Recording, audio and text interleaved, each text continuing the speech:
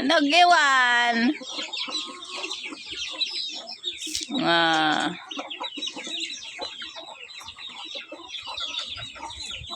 Nya.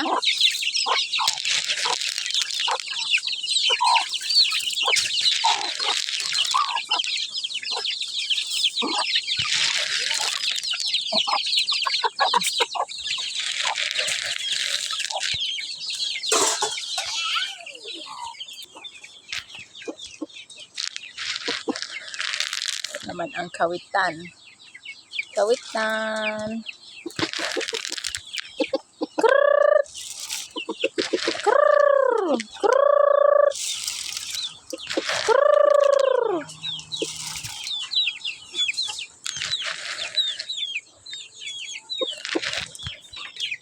Kawitan na gwapo.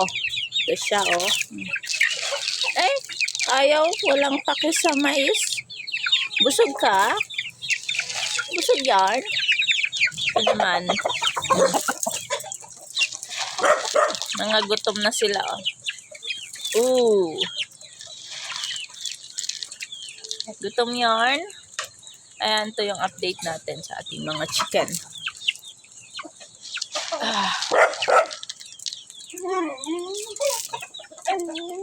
Kayang-kaya na nilang to kain yung mga malalaki. Kahit hindi crack.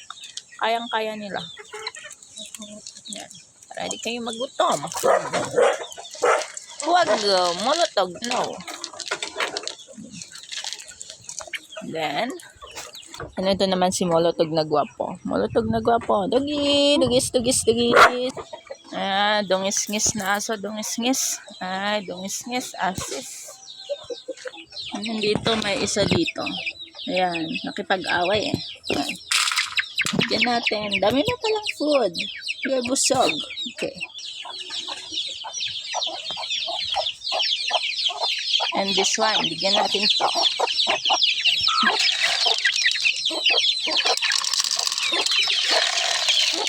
Ito na lang, no?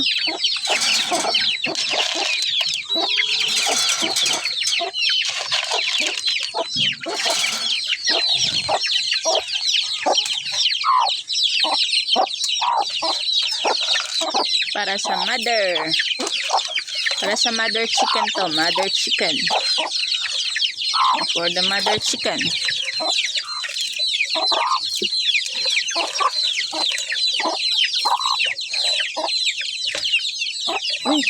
Ubus na dito. Ubus na agad.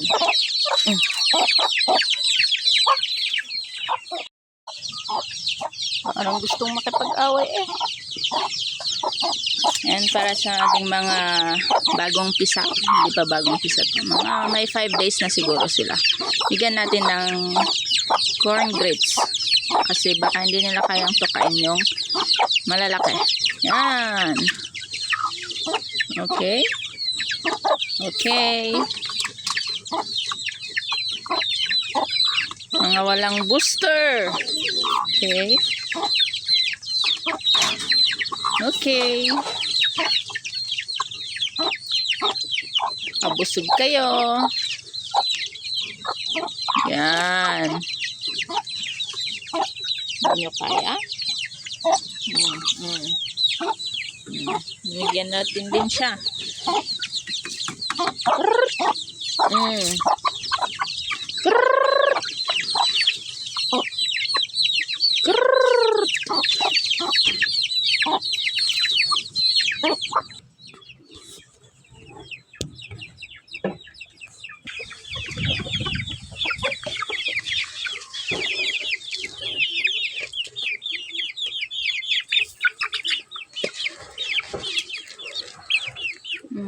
Kain kayo ng corn grits.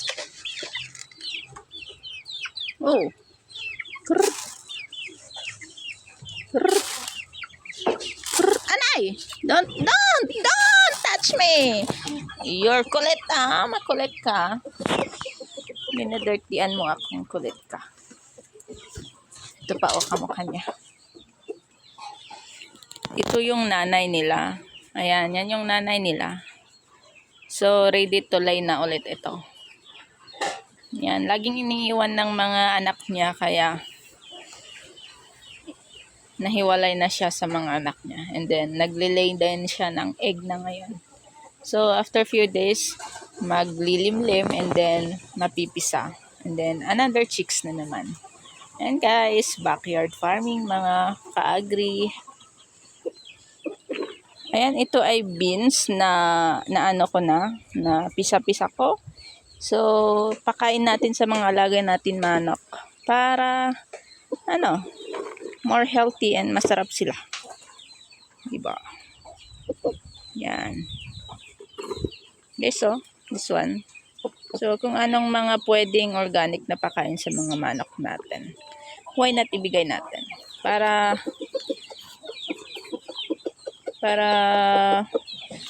lahat ng pangangailangan nila, nutrition, makuha nila. Yeah.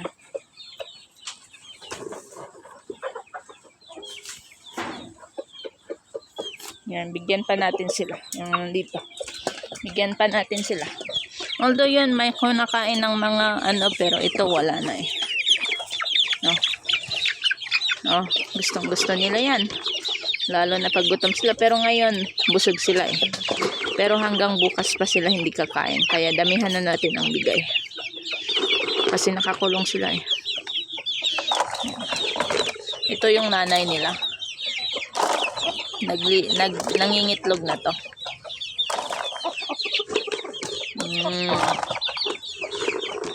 And then, like that. And then you, how are you? Hello. Chuku chuku chuku. What's your name? You're so cutie. Cutie. You cute? You are cute. Yes, you are. Ito, bigyan din natin to ng yung nag-iisang nakahiwalay. Bigyan natin ng beans. Yan. Oops, huwag kang matakot. Pwedeng makain yan. Kita mo, dala-dala niya, kainin niya yan. So, next is ito. Bigyan natin to. Ito yung baby, yung mga anak niya. Bigyan natin. Para tuturuan yung mga anak niya kumain ng mga ganito, mga vegetables, mga fruits, mga whatever na pwedeng kainin ng manok. Habang sila ay mga sisiw pa lang, mga bata. Yan. At tingnan nyo naman to, naiinggit. Gusto niya din ng beans. And bigyan natin sila. Ooh. Wow. Okay, go. Eat. Eat kayo. Hanggang bukas. Eat kayo. Kasi hanggang bukas ulit sila magpakain. Okay. Okay. Eat na mga chickens. Eat. Asan na yung ibang mga anak mo? Nakakalabas kasi sila. Yung ina lang nila yung hindi lumalabas. Kasi pag nakalabas din yung ina nila, nag-aaway-aaway sila. Yun guys. So anyway, meron pa tayong papakain. Ubus na pala. Ito, papakain pa natin to sa ating mga alagang manok. Pero ang problema, ubus na pala. So I think bigay na lang natin sa mga aso. Pero kinakain din to ng mga manok eh. Tingnan natin. See? Gustong-gusto niyan. Gustong-gusto ng mga ito ay kamote to. Kamote yan. Sweet kamote. And so ibibigay natin to sa mga sisiw. Ito, bigyan natin yung mga maliliit na mga sisiw ng kamote. Paghiwa-hiwalayan natin to kasi para lahat mabigyan.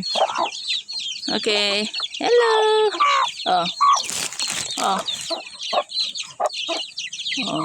Busog sila eh. Busog sila. Pero isisave nila yan tomorrow. Pang bukas. Ito to. Ito walang nakalagay. Ito ay tulugan ng mga sisiw. So ito, mukhang ano to eh, mukhang hindi okay. Gustong gusto ng manok yan. Kainin nyo yan. Ito pa. Pero pag gutom sila, kakainin talaga yan. Walang tira. Walang tira talaga. Dito naman, bigyan natin to nag-iisa na ano. Kalaban na nag-iisa. Para sa'yo lahat yan. Okay? Para sa'yo lahat yan, my dear. Okay, ang cute-cute niya. Tingnan mo naman ang cute. Bigyan pa natin to ng ganito kamote. Para hindi siya magutom. Diyan sa plato mo naiwan doon. Ikaw, gusto mo rin ng kamote? Gusto mo rin ng kamote? Bigyan pa kita. Ito, nasasarapan siya sa kamote kisa sa rice. Oo. Sige. Bigyan kita sa inyong hapagkainan. Sa'yo na yan. Ito, bigyan natin to. Kumakain to ng mga kamote talaga eh. Napakabilis. See? Yummy yummy yarn.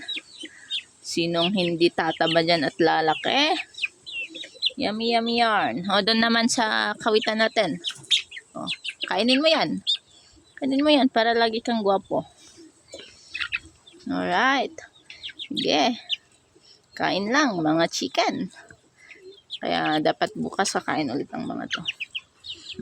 Kaya dapat hindi tayo late sa pagpapakain para mabilis ang laki. Dito naman, saan na kayo? Kainin ng mga mamaya. Lumayo na sila busog kasi sila. So, ganun talaga yung mga manok. Alright, so that's it guys, yung update natin sa ating mga alagang manok at mga manok, which is around 1 month na ang mga to, yung mga sisiw na to. So, ganyan kabilis sila lumaki. They are free range lang po sila. Hindi po sila tingnan mo naman to nagnanakaw ng kamote. Ay, nagnanakaw kaya tumataba ka. Sige, kunin mo na yan. Kaya mo yan. Sige. Kainin mo. Ayan, kainin mo na yan.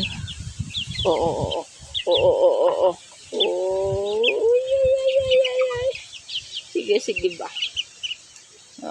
Tingnan mo. So, ito yung update po natin and happy farming. Ganyan po yung pinapakain namin. Pinapakain ko sa aking mga dito, sa ating mga chicken. Kung ano-anong available na pwede nilang kainin. Lalo na pag sila yung nakakulong.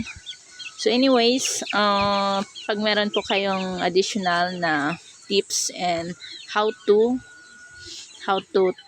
alaga ng mga manok, feel free to comment down below and then share tayo ng ating mga knowledge para ang ating pag-farm ay maging successful, kasi meron kayong I know for sure na meron kayong mga kaalaman na hindi ko alam and meron kayong tips na reaction na pwede yung i-comment dyan para ako ay matuto at i-apply ko dito sa aking mga alagang manok. Ayan, thank you guys for watching. God bless and